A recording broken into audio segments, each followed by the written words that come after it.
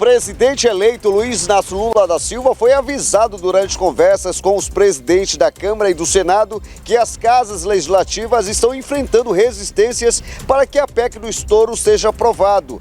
A conversa com o presidente da Câmara dos Deputados, Arthur Lira, foi mais demorada. A possibilidade de se liberar uma parte do orçamento para o pagamento de emendas também foi abordada enquanto as alternativas para conquistar com votos entre os deputados. Deputados têm manifestado em conversa com os bastidores que a votação da PEC no formato apresentado pelo governo eleito encontra resistências. O prazo de 4 anos para que o Auxílio Brasil fique de fora do teto de gastos e o espaço fiscal de 105 bilhões de reais abertos dentro do teto são considerados empecilhos políticos para aprovação da PEC no momento. Segundo fontes do Congresso Nacional e do Gabinete de Transição, Lira tem comunicado o presidente eleito dessas dificuldades enfrentadas na Câmara.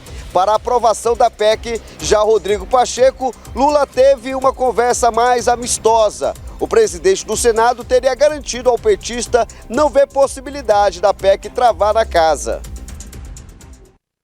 Pois é, e falando em presidente do Senado, o presidente do Senado ficou satisfeito com o encontro que teve com o presidente eleito Lula. Põe aí no ar aí. Presidente, o encontro com o presidente Lula foi positivo, amadurecimento de sobre a PEC. Sobre tudo. Já tem valor a PEC? Ainda não. E aí, Moisés? Olha aí, ó, tá todo mundo contente, satisfeito. Parece que o Lula está coordenando a transição democraticamente. Como é que você vê isso aí, diante dessas falas, aí, tanto do presidente da Câmara como do presidente do Senado? Aí eu vejo com normalidade, eu não me escandalizo com essas questões, Cícero, porque eles estão todos do mesmo lado. O Pacheco foi a pessoa que mais apequenou o Senado na história do Senado. Nenhum presidente do Senado, até o Renan Calheiro, que é Renan Canalhas, não se apequenou tanto como esse homem se apequenou. O Renan Calheiro recebeu uma ordem do STF e não cumpriu, porque disse que aquela ordem era inconstitucional, peitou o STF. Esse Pacheco foi a pessoa que levou o Senado Federal a um grau de submissão, lambisbota dos ministros, uma vergonha. Então, quando eu vejo eles assim, se cumprimentando, dando risada, jantando, fazendo acordos, fazendo politicagem, isso é normal, vindo deles. Todo mundo conhece eles, todo mundo sabe quem eles são, todo mundo sabe que é o interesse do Pacheco, que ele tem uns processos no STF, no qual o escritório que ele faz parte como sócio representa lá Brumadinho lá em bilhões. Então o interesse dele não é povo, é bilhões, é dinheiro na conta. Essa galera, pessoal, nunca pensou em povo. Quando nós estamos aqui todos os dias, dando nossa cara a tapa, telespectadores aqui nos atacando, nos xingando aqui, é porque a gente sabe que o Brasil está em risco, caminhando a um abismo. Você que está aplaudindo, eu falo sempre com você, não faça isso, porque uma hora isso vai se voltar contra você. Hoje o nosso país está equilibrado, as contas, superávit, as coisas estão melhorando, a arrecadação, geração de emprego. Nós não sabemos, a partir de 1º de janeiro, o que vai acontecer. Esse pessoal já deu a prova que eles não fazem nada com decência. Já deu prova que eles foram uma quadrilha. Tem prova de sobra. E você quis arriscar, e aí você quer que eu concorde com você, telespectador? Não posso fazer uma coisa dessa. Samuel, sua vez. Moisés, primeiramente, ninguém está pedindo para tu concordar com nada, não. Tá, O teu lado perdeu. Vocês foram perdedores. Mas quando o telespectador tu foi ataca, perdedor ele quer como que eu candidato a concorde deputado com ele. estadual, eu fui perdedor como candidato a deputado federal e o Bolsonaro derrotado, candidato a Mas eu nunca ataquei telespectador da presidência da República. O meu embate são com os políticos, não é com o telespectador. Viu? Moisés, ele chama atenção no primeiro bloco, e depois ele vira mal educado, aí depois ele vai pagar de mal educado. É assim, Moisés. Não, porque tu me citou, pô. Não, Moisés é gente boa, é meu amigo. Independentemente de qualquer coisa, ele é uma pessoa do bem, só está um pouco confusa, porque ele acha que ele está em Porto Velho, aí há uma predominância de bolsonarista, é fácil agradar. E eu tô aqui, pessoal, não é para agradar ninguém. Não, Samuel, eu não estou agradando, não. É minha ideologia mesmo. Dono da verdade, eu acredito no que eu falo. Não sou dono da verdade, sou passivo a errar, se errar. Né? Se o desgoverno do Bolsonaro se repetir no novo governo do Lula, vou criticar. Tenho uma simpatia muito grande pelo Lula. E eu quero dizer uma coisa aqui para vocês. Nós do campo progressista, porque o pessoal acha que quem é progressista é de esquerda, não. Existem pessoas de centro, como o Arnaldo Lourenço, que não é esquerda, e que entendeu que o Lula era uma opção melhor ou menos nociva do que a do Bolsonaro. Essa PEC da transição, pessoal, de falar que vai arrombar o teto de gastos, é para manter política pública de inclusão social. É uma política permanente, que só vai mudar o nome fantasia, de Renda Brasil para o antigo Bolsa Família. Qualquer pessoa que tenha um mínimo de humanidade no coração vai ser favorável a esse tipo de coisa. Agora, na época do Brasil Colônia, por volta do século XVI, século XVII, aqui no Brasil, existia um instituto chamado escambo, troca, que hoje é chamado permuta. Mudou só essa situação. Quando o Moisés faz esse tipo de fala, né, taxativa, a gente tem que entender que o nosso povo ele é o reflexo da Câmara dos Deputados. Quem representa o povo brasileiro, a grosso modo, é a Câmara dos Deputados. E aí a gente tem que cobrar dos deputados federais eleitos do nosso Estado.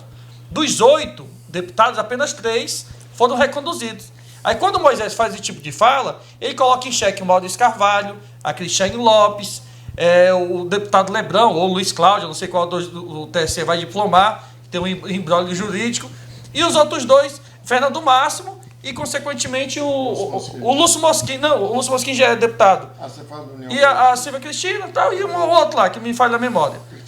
Essas pessoas é que vão representar o nosso povo. É deles que o povo brasileiro tem que cobrar. O Lula ele foi eleito com um pacote de ideias. No meu plano de governo, eu vou fortalecer o programa Minha Casa Minha Vida, vou ampliar a farmácia popular e tal. E para isso tem que ter orçamento. Olha o que o Bolsonaro está fazendo, pessoal. É uma selvageria sem precedente. Cortou em 97% o orçamento da educação. E como se a nossa educação fosse uma educação sueca, né? Europeia, norueguesa. Há um desmonte. Ano que vem, o dinheiro do Centrão, que é desviado com a ajuda de pseudos líderes religiosos, do FNDE, da merenda escolar, já não vai ter. Aí a culpa vai chegar na mão de quem? O Zezinho aqui, eu vejo o esforço muito grande dele em querer descredibilizar o Lula, a esquerda, em demonizar. Mas, Zezinho, meu irmão, essa PEC da transição só está ocorrendo porque não tem orçamento. Eu pergunto aqui para o Zezinho, quanto foi o repasse para a saúde pública? Para a farmácia popular. Você que está me assistindo agora, que é usuário do Sistema Único de Saúde, tem hipertensão ou pressão alta, precisa de um Enalapril, que é um remédio para controlar a tua pressão. Tem hoje na farmácia popular? Não tem. Quantas casas populares o Bolsonaro entregou aqui, em Rondônia, ao longo desses 3 anos e 11 meses de mandato? Nenhuma. Quantos IFRO, quantas universidades ele criou? Entregou uma pasta em Tocantins, porque o Michel Temer tinha dado a ordem de serviço, e aí só tirou o lacinho lá, e nem fez questão de divulgar. Então a gente precisa tirar esses devaneios, essa loucura, porque senão a gente vai ficar nessa intoxicação ideológica. O Lula, a maioria do povo brasileiro, Cícero, diferentemente de 2018... Como é que é o termo? Intoxicação ideológica? Ideológica, porque é o bem e o mal. Não, pessoal, tem pessoas bem intencionadas na direita, tem pessoas da direita que são pessoas coerentes. Aquele Marcelo lá do teu conterrâneo do Rio Grande do Sul, do Partido Novo, é um camarada que eu discordo da concepção política dele, uma pessoa coerente. O Kim Kataguiri de São Paulo, agora vem que as pessoas são por conveniência.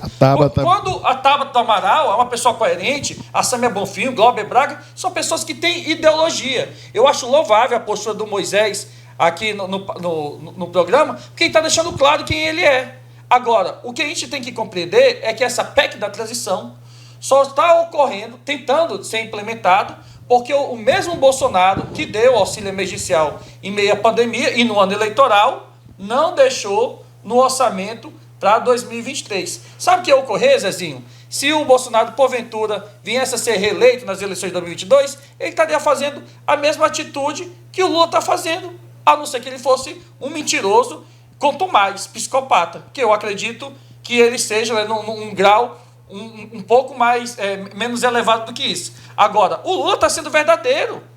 Agora, no tocante à situação da PEC da transição, só vai conseguir ser implementada, meu companheiro Cícero Moura, através da autorização do Congresso Nacional. A figura do presidente da República não é do rei absolutista, do rei Luís VI, que ele é executivo, legislativo e judiciário. Só que pessoas igual a Moisés, algumas de boa fé, outras, né, agindo com dolo, de querer deturpar os mais desavisados, fica achando que o presidente vai resolver as coisas com frase de efeito.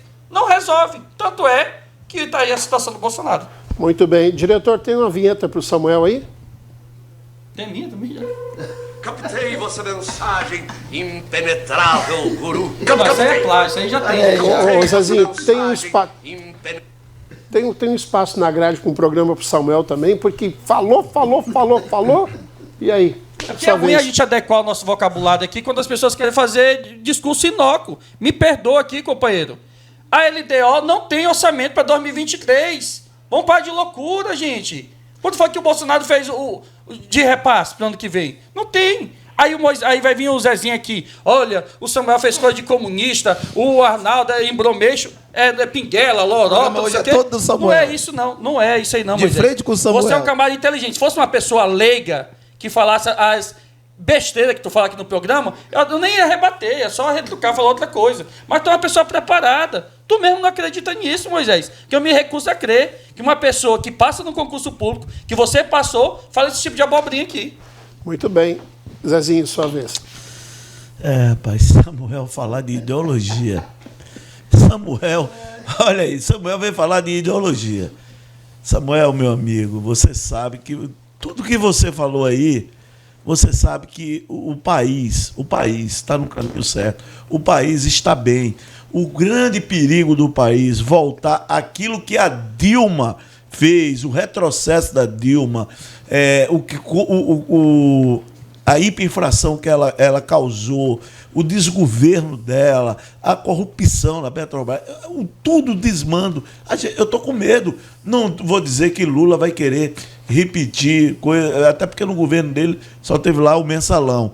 Né? Ele saiu com aprovação de 86%. Uma grande aprovação no Brasil, você chegar a um nível desse. Tanto é que ele se reelegeu, porque vendeu aqueles 6 anos dele que voou com modos que o Brasil foi bem. Nós estamos falando hoje de como tirar. Nós estamos falando isso, que ali, o diretor, por favor, coloca a taxa ali que tem lá. No encontro teve até negociação. No encontro teve até negociação. Está lá, ó, liberar a parte do orçamento para pagamento de emendas. Também foi abordado. Isso é para negociar. Isso é negociar a presidência da Câmara e do Senado, Samuel. Acorda, Samuel, por favor. Já lhe falei, já te elogiei pelo seu grau de intelectualidade, de inteligência. Agora você querer passar pano quente, e aí, meu amigo, não dá. Zezinho, deixa eu falar uma pergunta que eu tive. Sabe qual é o problema da direita? Não, sabe qual é o problema das pessoas igual você? Não, sabe qual é o problema de você? Assim, com todo respeito. É que, exemplo, pessoal... Eu não me entendo pelo direita nem esquerda. Não, tá ok, então tá centrão? Não, que centrão é vocês, agora que dormem na mesma cama. Não é esquerda, é direita. Olha, sabe qual é o problema, Cícero? É que a função típica do parlamentar é fiscalizar e legislar. Aí eu te pergunto aqui, vamos delimitar no nosso Estado, dos nossos 8 deputados federais que foram eleitos ou reeleitos, qual deles tem moral de tocar o seu mandato, independentemente de emenda parlamentar? Seja ela de bancada, individual, impositiva, ou não impositiva, orçamento secreto, ou do relator. Nenhum. São poucos, não vou dizer porque tem gente que vai estar no primeiro mandato. Então, todos se apequenaram, ao longo do tempo, que o deputado bom é aquele deputado que dá trator, dá ambulância, dá calcário, bota dinheiro em prefeitura, amarra o curral eleitoral e coloca. Esse é o modus operandi de se perpetuar. Tá aí. É o sistema que aí tá. Então pronto. Tá, mas se o sistema é esse, quem é eleito tem que negociar com quem foi eleito. Exemplo, se o Ciro Gomes tivesse sido... Pronto. Qual foi o presidente da República que conseguiu eleger a maioria? Deixa ele. Ninguém consegue eleger a maioria. Nunca, depois da redemocratização, um presidente da República conseguiu eleger a maioria do Congresso. Tem que negociar. O MDB, o partido do Zezinho, que é o ministério. É mentira? Olha, filiado do MDB, não sei qual foi o Gardernal que você tomou hoje. Você tomou o lugar do Buiú. Mas, enfim, o que nós estamos falando é como... Gardernal é remédio para epilético, pô, diazepam. Tu tá falando remédio errado. Tá bom, então tá Viu? bom. Acabou o remédio. O que eu quero dizer é que o preço para aprovar uma PEC desse é muito grande. É o preço de como vai tirar dinheiro, de onde vai tirar dinheiro. É endividamento. É repetir aquilo que a Dilma fez. Então, pô, não dá. Não dá isso. Como? Agora, Samuel, você tem que ter responsabilidade com o debate público. Como é que vai tirar dinheiro? É isso. A governabilidade tem preço. E o que a gente está vendo aí é que primeiro a gente cuida da governabilidade e depois a gente vê inflação, economia, a gente vê depois. É isso. A culpa é de quem, Zezinho? A culpa é do povo. Como que o cara vota no Lula e vota na Cristiane Lopes? Ideologicamente falando, tem como um camarada lá do Nordeste votar no Bolsonaro e votar no Rubem Júnior? O problema é que o nosso povo não é politizado. E tu quer que endemonizar o político como se todo mundo tivesse na política fosse do mal. Não é, meu irmão. O Wildon Chaves é uma pessoa digna e honrada. Uma pessoa honesta que tem os seus erros e acertos da sua gestão. Ele é um cara multimilionário. Dá o salário dele de volta. Teve que negociar com o Edilson Negreiros. Ou tu acha que esses vereadores que estão aqui no parlamento estão com ele porque ele é bonzinho? Então tá explicado. Tu acha que o Marcos Rocha ele é Deus, o Espírito Santo, a divindade, baixou do espírito dele e todo Marcelo Cruz, Jair Montes, etc. Simpatizado com ele de graça? Não, para com isso, Zezinho. Tu tá nesse tempo, antes de eu nascer, tu já era desse ramo, tu sabe o que é. Olha, Samuel Costa é o seguinte, eu sei que ele vai ter que se reinventar. E não é fácil, gente. Eu vou até dar um desconto para ele, porque não é fácil defender o indefensável. Mas eu já falei o seguinte, o toma lá da cá vai continuar e estou preocupado da maneira que está o início desse governo. É preocupante, não é brincadeira não. Leve a sério. Muito bem, Buiú, sua vez, você tem 18 minutos, Buiú. Foi o que eles falaram, então vamos lá, Buiú. Fica à vontade. Então, isso é só para provar para as pessoas que eu não falo tanto assim, né? Fiquei caladinho só ouvindo. Tá, então em 2 minutinhos faça o seu comentário, por favor. Que seja bem-vindo todo e qualquer tipo de emenda que possa vir para a nossa cidade ou para o nosso estado. Um dos camaradas que mais ajudou Porto Velho, e que recebeu e mandou muita emenda para a administração do prefeito de Porto Velho, foi o deputado federal Lindomar Garçom. Mandou dinheiro que não foi brincadeira. Crisóstomo mandou dinheiro para ajuda das compras dos ônibus escolar e para o bairro Três Maria e mais algumas outras. Tem. Mariana Carvalho encheu Porto Velho de dinheiro. Parabéns a eles todos. E não foi eleita. E tantos outros deputados. Então, que as emendas é o bem necessário para o povo e para o município. Eu não vou aqui discutir essa emenda, se o cara está negociando emenda daqui para colar, porque até me provar o contrário, que as emendas do garçom gerou dividendo e dinheiro para ele, aí eu vou ficar preocupado, mas eu não tenho notícia disso, que as emendas vieram para Porto Velho, para a cidade, administrado por um prefeito que as emendas chegam e ele aplica, e o povo ganha com isso. Então, tomara a Deus que todos os municípios hoje tenham essa leva de bons prefeitos, como tem mostrado ao longo de todo o tempo, que mais de 70% dos prefeitos anteriores foram reeleitos, porque tem uma leva de pessoas mais competentes, mais afeitas ao povo e que aplica os recursos federais que vêm para os seus estados. Então, emenda não é esse bicho de 7 cabeças, emenda é bom. E se nós tivermos mais deputados negociando emendas com o presidente Lula ou com qualquer um outro, secreta ela ou não, mas visível para o nosso povo, porque a gente está vendo o trabalho, eu quero que esse mundo termine em emenda. Emenda para a saúde, emenda para a educação, emenda para casas populares, emenda para a habitação e tudo mais. O grande problema é justamente esse. A gente, muitas das vezes, não sabemos administrar nem o nosso próprio negócio, nem a nossa casa, e queremos administrar o Brasil. Queremos rotular as pessoas disso, daquilo outro, apontando o dedo, sabendo que não enxerga, nós não enxergamos um palmo do nosso nariz. Então, esses discursos de que eu tenho medo, esse discurso que, o outro é ladrão, esse que não discurso sei era teu, Buiú, tu passou a vida toda dizendo que tinha medo do Bolsonaro, tinha medo de uma ditadura do Bolsonaro, que o Bolsonaro era ladrão, que o Bolsonaro era de rachadinha. Esse discurso era do Buiú. Mas isso é coisa provada, isso não é discurso só não, mas o do Lula é provado também. O Lula é a quadrilha mas dele. Vocês são minoria. O próprio rei que tu adorava, que era o Moro, prendeu o Lula. Era Lula ou Moro? Não, porque você era doido pelo Moro. Não, escolhe. Não, era Lula ou Moro? Não, você era doido pelo Moro. Aí então, o Moro prendeu o Lula. Você falava mal do Lula aqui o programa inteiro. De repente tu muda, Buiú? Não, mudei não. Eu sempre dizia Tu não era que eu- doido pelo Moro? Não, eu sempre dizia aqui e continuo dizendo que eu ia votar no ladrão melhor. Não, você dizia que ia Para votar o no povo. Moro. Que eu Você ia tá votar mentindo. no ladrão, Você dizia que ia mas votar no só sobrou Moro. dois. No Moro. De repente você mudou. Ué, mas se eu mudei, é porque eu tenho consciência.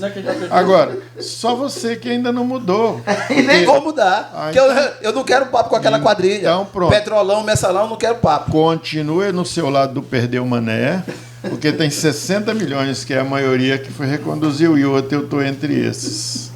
Né? Então, é o seguinte, antever uma coisa que ainda não aconteceu, eu não estou entendendo vocês. Eu não posso falar nada sobre isso, por isso que eu estou falando subjetivo. Que venha a quantidade... Mas tu era o mestre diante de ver as coisas aqui, Buiú. Dizer, vai ter golpe, vai ter quebra da democracia, vai ter isso, vai dar golpe. Tu viveu a vida inteira falando isso aqui no programa, Buiú. Antes de acontecer, antes de qualquer coisa, eu não você batia vivi no presidente todo tempo. Moisés, eu não vivi esse tempo inteiro, porque eu estou na frente de um golpista aqui. Pois é, você vivia aqui todo tempo Estou falando na isso. frente de um golpista. Como que é que você vem você. agora dizer que não podemos... Você, um camarada que está fazendo... Tu tem que se decidir, Pera aí, o que tu quer? Fique no seu lugar. Você comete um ato tão insano, para não dizer idiota, que você quer tirar o seu direito de votar. Não, eu nunca falei isso. Mas você não quer ser golpista. Que negócio de tirar dinheiro de votar? Ah, Você tá- é golpista, tu tá você é viajando, golpe. já tá- Você vai lá já tá cheirar ligando teu merda teatro, lá naqueles Buiú. banheiros químicos ali na frente da brigada. Todo dia.